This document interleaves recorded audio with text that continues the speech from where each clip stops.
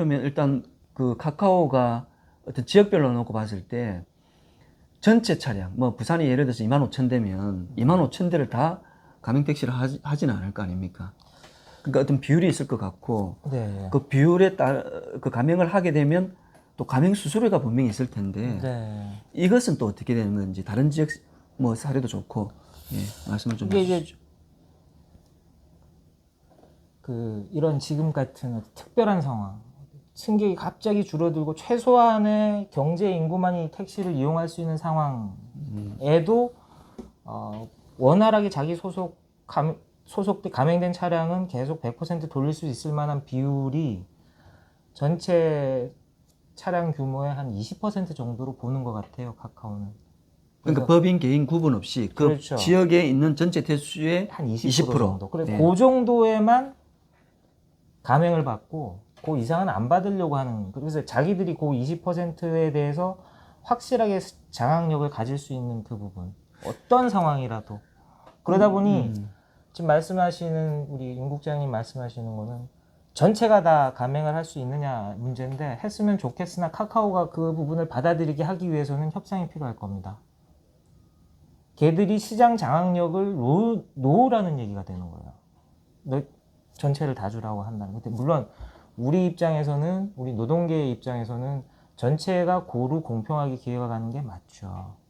근데 걔들의 사업주의 입장에서는 자기들이 이렇게 탄력적으로 이것도 해보고 저것도 해보고 하기 위해서는 너희들에게 우리의 수입은 확실히 보장해 줄게 라는 방법으로 장악을 하고 있어야 되는데, 그 퍼센테이지를 넘어서게 되면 그 장악력이 떨어지는 상황이 될 겁니다.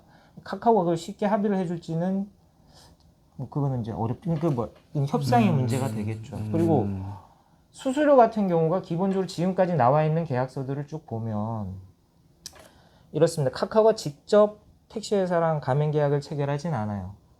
반드시 중간에 자회사를 둡니다. 그렇죠. 지역별로 자회사를 따로따로 둡니다. 지역별로 다 따로 둡니까? 이게 이유가 뭐냐면, 어쨌든 하나의 자회사는 자기 사업 영역으로 이렇게 가맹을 맺고 여긴 또 맺고 하다 보면 전국적 차원에서의 독과점의 문제를 카카오가 좀 피해 나가기 위해서 회사를 좀 잘라 놓는 거죠, 이렇게. 그런 게 일단 있고,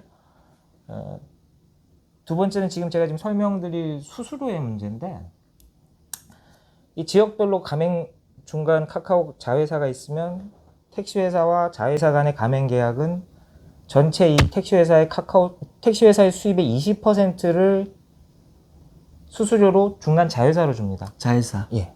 그런데 자회사는 그 20%의 수수료 전체를 본사로 올립니다. 근데 본사에서는 거기에서 15% 이상을 소위 말하는 뭐 프로모션이나 사업 촉진비로 해가지고 역으로 자회사를 빼고 가맹된 회사 쪽으로 내려보냅니다. 그러면 이 가맹 계약의 수수료는 20%입니다. 그러나 리베이트 되는 돈을 따졌을 때 4.5%니 3.8%니 이렇게 깎아지게 되는 거죠. 근데 여기 맹점이 하나 있어요. 20%를 자회사로 수수료를 주기로 하는 계약은 5년짜리 계약입니다. 근데 15% 이상을 프로모션비로 내려주는 계약은 3개월 단위로 금액을 조정할 수 있게 계약이 되어 있어요. 그러면 처음에야 이게 뭐 몇 달이야 가겠지만, 어느 시점이 돼서 카카오가 난 필요 없겠다 싶으면 프로모션비를 중단할 수 있는 상황이 됩니다. 현재 계약으로 보면. 그러면 20% 수수료를 다 먹을 수도 있고, 물론 이제 카카오가 시장 상황을 보면서 하겠죠. 그러나 본질적인 계약은 여기 20%는 5년 계약, 리베이트 돌아가는 건 3개월 단위 변경 계약이기 때문에 구조적으로 카카오가 너무 많은 걸 지금 쥐는 계약이에요, 이건. 아니 그 계약을 뭐 3개월이 아니라 그것도 5년으로 할 수는 없는가요? 현재 계약돼 있는 게 3개월 단위 변동이 가능하다는 거고, 5년 단위로 할 수도 있겠죠, 계약을 한다면. 그렇죠. 근데 굳이 자회사를 끼워놨다는 건, 만약에 5년으로 통으로 할 것 같으면 카카오가 직접 택시회사랑 계약하면 되는데, 중간에 자기들이 이런 여러 가지 변동을 주면서 수익을 극대화시키기 위해서 자회사를 하나 끼워놓고, 기본 계약은 20%로 하되 이제 리베이트 조절하는 건 자기들이 하면서 하려고 하는 부분이라, 걔네들의 어떤 경영 수단이죠. 사업적 방식이고. 이걸 좀 쉽게 이제 좀 정리를 하면, 자, 카카오 본사가 있고, 네. 제가 알기로는 그렇습니다. 카카오 본사가 있고 KM 솔루션. 이게 자회사죠. 카카오 모빌리티의 자회사 자회사예요. KM 솔루션 맞습니다. 있고 그러면 대전 같은 경우는 보니까 그 애니콜 모빌리티 그리고 그렇죠. 대구는 DGT 모빌리티 모빌리티. 이렇게 지역별로 있는 이런 모빌리티사들은 자회사예요. 이것도 자회사입니까? 그렇습니다. 그러니까 KM 솔루션의 자회사입니다. 자회사. 그러니까 KM 솔루션의 자회사. 예. 아, 그럼 이 계약이 어떻게 되는 거예요, 그러면? 복잡하게 몇 단계고 이게 지금? 이건 봐도 하나, 둘, 셋, 네 개 단계네. 주체가 예. 이제 카카오 모빌리티, KM 솔루션, 그다음에 이제 지역별 자회사, 그다음에 법인회사. 가맹 점주. 네. 근데 이제 카카오는 카카오에 있어서 이 플랫폼 사업을 특화시켜서 띄우는 그 자회사가 아마 KM 솔루션일 거예요. 그래서 여기서 제가 궁금한 거는 네. 우리가 수수료를 받는 거는 이 자회사가 있다는 거는 그 자회사에 또 이윤을 줘야 먹고 살 거 아닙니까? 그러니까 20%라 치면 이 가맹점주가 20%를 내면 이들에게 가는 수수료는 우리가 알 수가 없는 거죠. 20%다 주면 거기에서 이제 알아서 자회사랑 본사가 나누고 어쨌든 본사에서 리베이트 되는 돈은 지금 뭐 여기 조금 복잡합니다. 그 몇 콜 단위로 이렇게 나누게 돼 있는데 거의 한 15%, 16% 정도가 리베이트로 돌아가요. 그러니까 지금 어느 지역을 보면 3.3% 수수료가 네. 또 4.5%가 돼 있는 경우가 네, 있습니다. 있고요. 네. 자, 그러니까 이 20%는 일단 카카오에서 기본, 정하는 기본 베이스고 맞습니다. 이것이 3.32, 4.5가 어떻게 변할지는 앞으로 모른다. 그렇습니다. 이런 3개월 구조네요. 단위로 변동의 키를 쥐고 있는 건 카카오 본사입니다. 아, 그렇네요. 이거는 또 우리가 좀 새로운 사실인 것 같은데. 그래서 그 부분을 이제 제 개인 생각입니다. 어떤 지역 본부에서 자회사가 됐든 뭐 카카오 본사가 됐든 어떤 이런 부분을 협의해 나갈 때 이때 이제 아까 말씀하신 리베이트 되는 구조가 필요하다면 좋다. 너희들이 무슨 경영상이기 때문에 하지만 이게 기간은 리베이트라고는 할 수, 리베이트라는 말이 프로모션 조금, 촉진비라는 말을 쓰죠. 리베이트라니까 조금 오해를 할 수 있기 때문에 이거는 어쩌면 원래 이 금액이 3.3, 4.5가 맞는데 그 제가 알기로는 네. 카카오가 지금 내년에 상장을 해야 되는 걸로 알고 있습니다. 그리고 이게 애시당초 처음에 이 사업을 할 때 카카오가 미국 자본을 들어온 걸로 알고 있거든요.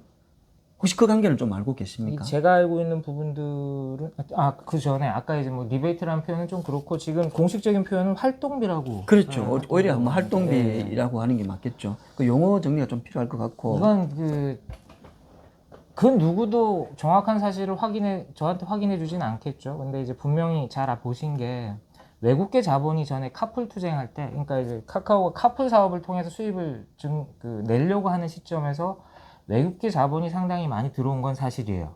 그리고 그 돈이 아직 유지되고 있고 그 돈 속에서 택시 회사 9개를 샀고, 근데 문제는 카카오 입장에서는 그 몇천억에 달하는 돈에 대해서 어떤 식으로든 뭐 투자금을 회수시키도록 해줘야 되고, 그렇겠죠. 안 되면 예.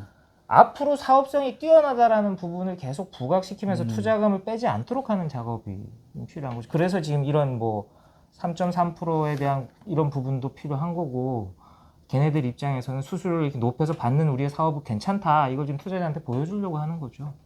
어쨌든 카카오는 지금 어쨌든 투자금을 회수하려고 하는 처지에 있는 건 분명해 보입니다. 그러니까 돌려줄 걸 왜 그렇게 받느냐는 거죠. 20%가 투자자를 유치하기에 참 매력적인 수치이기 때문이죠. 그렇겠죠. 그리고 만약에 이거 뭐 자기네 투자자한테 그렇게 설명을 하겠죠. 이게 3개월 단위로 변동이 가능하니까 나중에는 돌려주는 활동비도 줄일 수 있다는 취지로 설명을 하고 있겠죠. 그럼 만약에 지금 이제 이런 내용을 우리가 이제 알았는데 우리 부산지역본부가 이제 어쨌든 다른 지역도 다 하고 있기 때문에 피할 수는 없지 않겠습니까? 네. 그래서 저희들이 이제 고민하고 있는 거는 20% 같으면 우리가 부산 지역이 25,000대거든요. 네. 20%면 이 5,000대잖아요. 그죠? 5,000대 정도밖에 안 되는데 30%라고 해도 7,500대.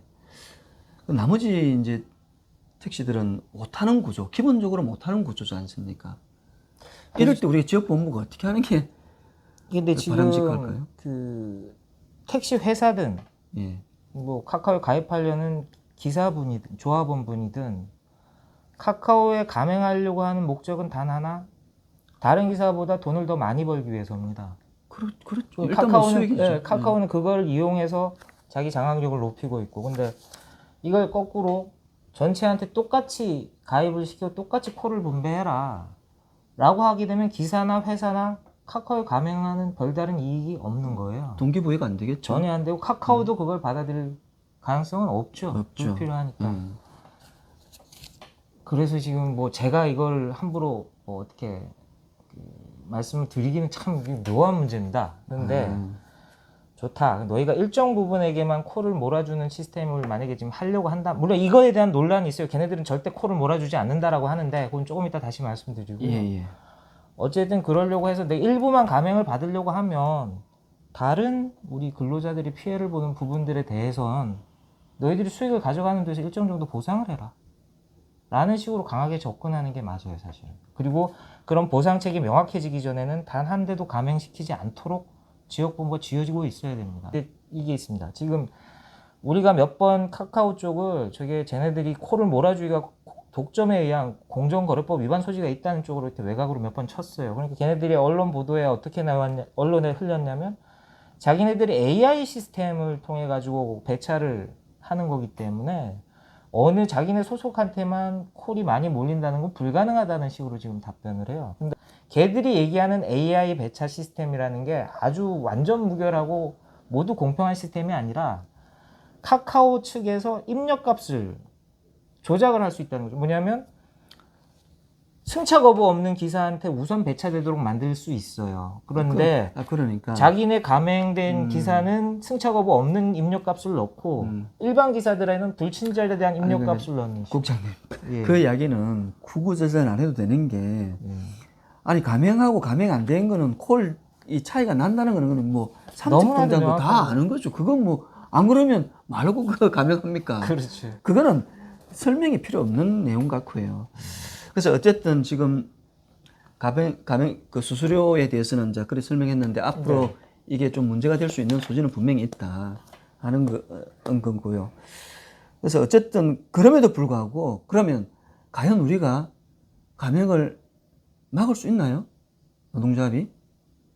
법이 보장하는 사업입니다, 이건. 그렇죠. 노동조합이 강제로 막을 수 있는 방법은 사실 없죠. 없죠. 다만 영향력을 발휘해서 좀 더디게 하거나 그렇죠. 우리한테 유리한 조건을 끌어내면서 도입시킬 수는 있겠죠. 그래서 어쨌든 우리가 뭐 피할 수 없으면 즐기라라고 하지 않습니까? 즐겨야 됩니다. 그러니까 우리 한국노총, 또 부산 그 전국택시 노동조합 연맹 산하에 우리 부산 지역 본부가 이 노동조합 조직을 잘 지키고 또 우리 소속되어 있는 조합원들이 피해를 덜 입고 지금의 수입보다 더 높일 수 있는 그 방안을 같이 모색해 보는 것도 필요하지 않을까 싶거든요. 제가 경험적으로 서울에서는 이제 당시 물론 시기가 카풀 때문에 카카오하고 서울 지역 본부가 어떤 대화를 통해서 문제가 풀기 좀 어려운 시점에서 카카오가 사업을 확장하다 보니까 예. 저희하고 뭐 대립도 뚜렷이 없었는데도 불구하고 충분한 협의가 진행되지 못하고 서울은 좀 돼서 좀 중구난방이었던 부분이 제일 아쉽고요. 예. 그 혼란 속에서 카카오도 여러 가지 것들을 시행착오를 거치면서 경기도, 충청도, 대구 이렇게 내려가면서 조금씩 흐름이 바뀌어요. 이 뭐 수수료 비율뿐만 아니라 여러 가지 협의하고자 하는 태도들도 좀 바뀌고 자기들이 아쉬운 상황에서 바라보는 관점도 좀 있고 이렇게 조금씩 얘기하면서 이제 하는데 마지막으로 대도시 중에서 남은 부산에서는 지금까지 나온 여러 가지 문제점들에 좀 그 부분을 충분히 참조하시고 카카오는 무조건 배척의 대상으로만 생각하지 마시고 충분히 협의해서 필요한 어쩔 수 없는 산업이라면 충분히 협의해서 우리한테 불리한 부분을 최대한 제거하고 장기적으로 많은 도움이 전체 조합한테 이룰 수 있는 방식으로 합의를 해서 하시는 게 좋지 않을까 생각합니다. 그래서 저는 이제 좀 정리를 이제 좀 해야 되는데 그 카카오가 이런 플랫폼 사업을 하면서 사업의 영역을 지금 기존에 있는 그 우리 택시 기사분들이 손님을 태워서 발생되는 그 운임에서 뭔가를 이윤을 창출하려 하지 말고 좀 새로운 산업, 그러니까 택시 내에서도 새로운 유행의 이익 창출 방법이 저는 여러 가지 있을 거라고 보거든요. 좀 예를 들면 뭐 돌봄 택시도 있을 수 있고 뭐 펫 택시도 있을 수 있고 또 뭐 요즘에는 또 뭐가 또 있는지는 모르겠지만 하여튼 그런 여러 가지 이 다양한 그 손님의 욕구를 좀 채워주는 뭐 이런 식의 어떤 방식으로 하고 또 그게 또 현 지자체에서 뭐 요금으로 또 관리되는 부분에 대해서는 우리가 요금 체계를 좀 변경을 요구할 수도 있고 이런 거를 조금 카카오가 좀 더 깊이 있게 좀 관심을 가졌으면 좋겠다는 생각도 드는데 그에 대해서는 어떻게 얘기를 생각합니까? 하다 보니까 그 시장 장악력 때문에 점유율 때문에 카카오 얘기로만 지금 흘렀는데요. 예. 이런 게 있습니다. 그 2개 이상의 광역 지자체에 걸치는 플랫폼 사업장은 부가 요금, 다시 말해서 기본 요금 이외에 특별한 서비스 요금이나 호출 요금 같은 걸 책정할 때 국토교통부와 협의해서 해야 됩니다. 근데 이제 한 개 지자체에만 걸쳐 있는 플랫폼 사업자는 그 지자체하고만 하면 돼요. 그러면서 만들 수 있는 게 많아요. 예약 서비스를 도입하면서 뭐 5,000원, 만 원도 가능하고, 방금 말씀하신 애완동물도 가능하고, 예약 병원 전용, 이거 어떻게 하냐면 아들이 플랫폼에 전화를 하는 겁니다. 내일 아침 몇 시까지 우리 아버님 시골에 계신데 택시 좀 몰고 와서 병원에 모셔다 드리고 치료 끝나면 다시 데려다 주십시오 해가지고 들어가는 시스템. 이런 부분들을 도입하면서 요금을 많이 늘릴 수가 있어요. 그러면 이런 거는 한 지자체에만 관리하는 플랫폼 사업자는 그 지자체하고만 요금 그거를 할 수가 있어요. 그 아까 지금 말씀드렸듯이 각 지역별로 자회사를 하나씩 둬서 플랫폼 사업자는 그 지자체별로 하나씩인 겁니다. 카카오 같은 경우가. 그러면 카카오가 자기들이 원하는 요금을 부가 요금을 얻으려면 지자체장한테 승인을 받아야 되는데 그때 지자체에 가장 크게 영향력을 미칠 수 있는 게 사업주일까요? 아니 노동조합이죠. 그거를 활용해야 됩니다. 그렇지. 그래서 이제 각 지역본부별로 그게 이제 지금 카카오가 봤을 때 이 노동조합이 필요하구나 그렇죠. 라고 생각하시는 부분이죠. 예. 그러니까 하여튼 좀 다양한 그 유행의 어떤 수익 창출 방법을 저는 카카오가 조금 깊이 연구를 해야 된다고 생각하고 여기서 수익을 자꾸 창출하려 하지 않았으면 좋겠다. 정말 서비스 개선이 목적이고 또 우리가 또 새로운 산업을 뭐 요즘은 4차 산업혁명이라고 하는데 그런 차원에서 고민을 해야지 그냥 있는 시장에서 그냥 조금 더 챙겨가겠다는 이런 생각을 좀 버리는 게 좀 혹시 뭐 이제 대충 살펴볼 거는 다 살펴봤죠. 뭐, 카카오가 예. 저한테는 애증의 대상인데요. 예. 그 3, 4년 전에 서울에서 맨 처음 카카오 택시가 출범할 때 그때 이제 사실 카카오 실무자들하고 같이 협의를 하면서 시작을 했었어요, 제가. 근데 당시만 해도 전화콜 위주의 이것을 좀 혁신적으로 바꾸고 내비게이션 시스템을 도입을 하고 뭐 불필요한 설치 비용을 없애고 기사들은 콜비 없이 무료로 승객들도 자유롭게 택시를 부르는 환경에서 실제로 기사 수입이 늘었는데 그렇게 쌓아오면서 했던 그 당시에 그 카카오 측 실무자들은 이제 다 뭐 밀려서 나가고 점점 이제 이윤을 추구하는 새로운 사람들이 카카오로 밀려오면서 하나씩 사업 구역이 변경되면서 이젠 저희하고 이제 대립의 지점이 되고 한 부분들이 좀 저 개인의 이렇게 시작은 제가 거기서 발을 한번 담궜던 입장에서 많이 아쉽기도 하고요. 그렇네요. 특히 요번에 카풀 투쟁으로부터 시작해서 공식적으로는 세 분의 동지가 희생을 하셨고 한 분이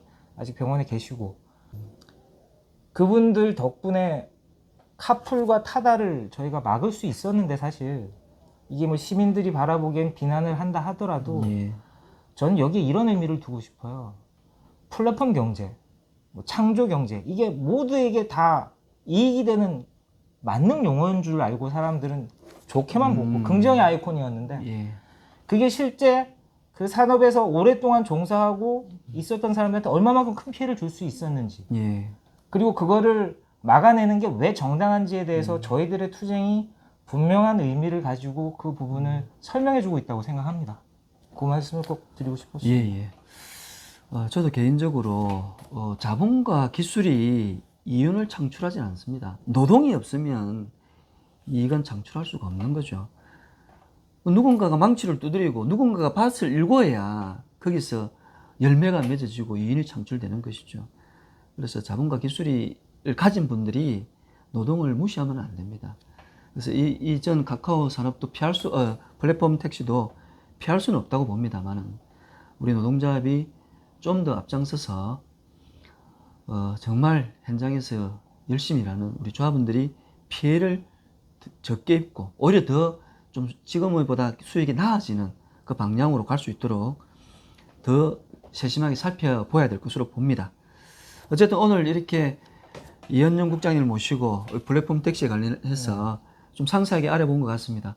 우리 조합원들께서도 이 방송을 좀 보시면서 아, 플랫폼 택시가 이런 거구나 생각하시고 또 다 같이 좀 고민을 했으면 좋겠습니다. 서로서로 소통하면서 어떻게 하는 것이 정말 우리 모두를 위해서 좋은 것인지 한번 연구하고 토론하고 좋은 대안을 마련했으면 좋겠습니다. 오늘 이것으로 방송을 마치겠습니다. 고맙습니다.